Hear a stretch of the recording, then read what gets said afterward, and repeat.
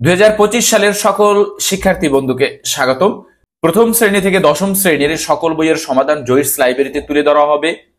তোমরা জানো জয়িস লাইব্রেরি তোমাদের একাডেমিক পাঠ্যপুস্তক নিয়ে কাজ করে, সুতরাং তোমরা নতুন হয়ে থাকলে এই জয়িস লাইব্রেরিটি শেয়ার এবং সাবস্ক্রাইব করে রাখতে পারো তোমরা 25 সালের সকল বইয়ের সমাধান পেতে। এখন প্রশ্ন হচ্ছে, আজকের ভিডিওর আলোচ্য বিষয় আমাদের 2025 সালে ষষ্ঠ শ্রেণীতে কোন বইগুলো আমাদেরকে অধ্যয়ন করাবে।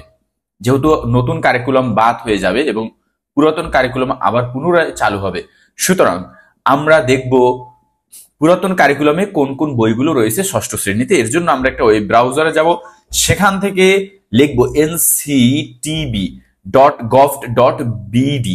তোমরা দেখতে পাচ্ছ আমার স্ক্রিনে, এখানে আমরা ক্লিক করব।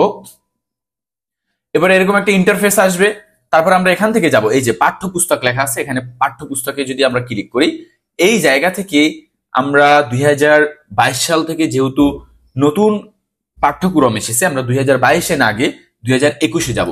2021-এ ক্লিক করার পরে আমরা দেখব এখান থেকে আমরা যাব মাধ্যমিক স্তর ষষ্ঠ শ্রেণীতে।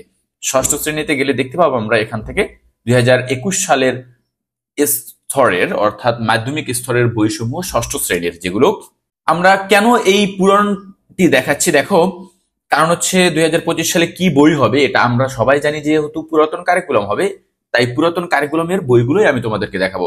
দেখো কি কি বই থাকবে: আনন্দ পাঠ, বাংলা দ্রুত পঠন, এরপরে ইংলিশ ফর টুডে, গণিত, বাংলা ব্যাকরণ ও নির্মিতি বইয়ের নাম হবে, ইংলিশ গ্রামার থেকে একটা বই দেওয়া হবে, মূলত ইংরেজি গ্রামার আলাদা আমরা পড়ি, শুধু বিজ্ঞান, বর্তমানের বিজ্ঞান অনুসন্ধানী অনুশীলন এরকম কিন্তু হবে না।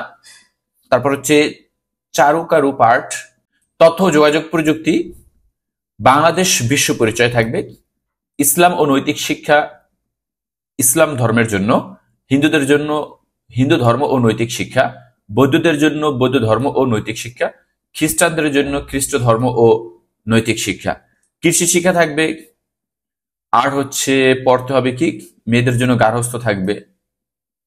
এই সাবজেক্টগুলো কিন্তু মূলত তোমাদের কি মূল পাঠ্যক্রমে থাকবে।